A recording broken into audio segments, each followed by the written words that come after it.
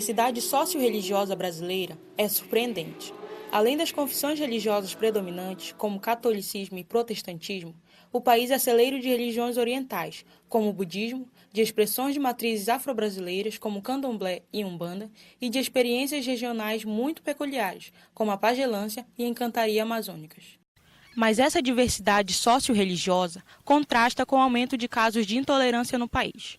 Segundo a Secretaria Nacional de Direitos Humanos, houve um aumento de quase 4.000% nos casos de denúncia nos últimos 6 anos. Do Amapá, a Secretaria de Direitos Humanos não tem nenhum caso registrado, mas isso não reflete necessariamente a realidade. Nós somos intolerantes.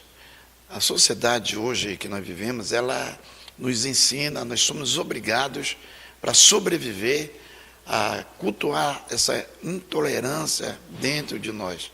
A intolerância religiosa, segundo especialistas, acompanha a formação social do Brasil e tem algumas características peculiares. A intolerância religiosa ela se caracteriza da não aceitação da cultura, da religião, da visão de mundo do outro.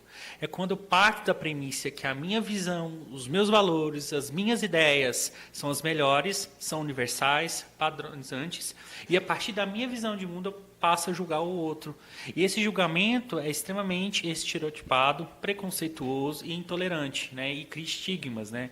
Então eu taxo o outro como errado, como atrasado, como subdesenvolvido, e isso gera uma série de ações violentas, tanto fisicamente como simbólicas, para tentar dizer, olha, aquilo que o outro acredita é errado. O babalorixá da Umbanda, Marcos dos Santos, afirma que a discriminação contra o culto afro é muito frequente. Eu cheguei aqui em Macapá na década de 90, eu fundei uma comunidade religiosa de candomblé, e desde então a gente vem passando por vários episódios de intolerância religiosa, com vizinhos, com igrejas próximas ao templo e nas comunidades de pessoas de terreiros que foram oriundos do nosso.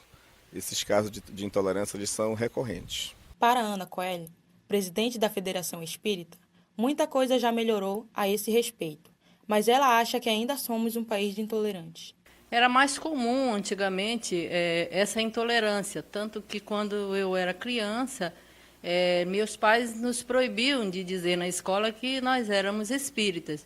Acredito que hoje as coisas estão bem melhores na minha percepção. Eu nunca tive aqui no estado do Amapá nenhum tipo de intolerância pessoal.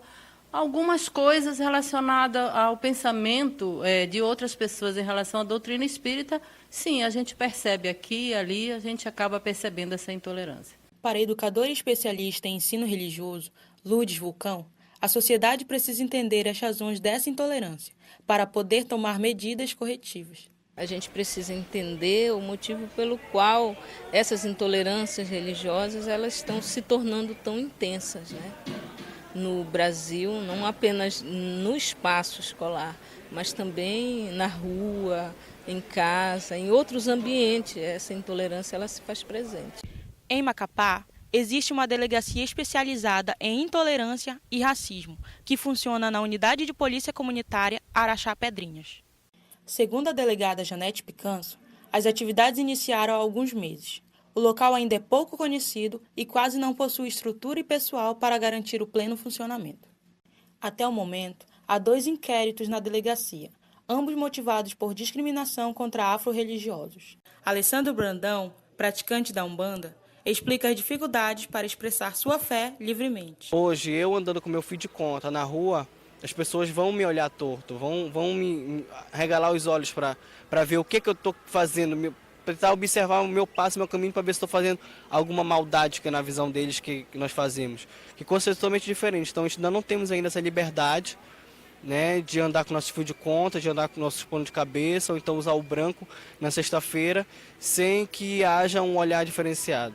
Em 1948, após a Segunda Grande Guerra Mundial, a Organização das Nações Unidas contemplou essa liberdade religiosa na Declaração Universal dos Direitos Humanos. Agora, nos resta colocar em prática. Foi ganho positivo para as religiões afro-brasileiras. Meu Deus, o Deus que eu creio, ele não tem religião. ele não tem dogma, ele não tem teologia, por isso que ele é Deus.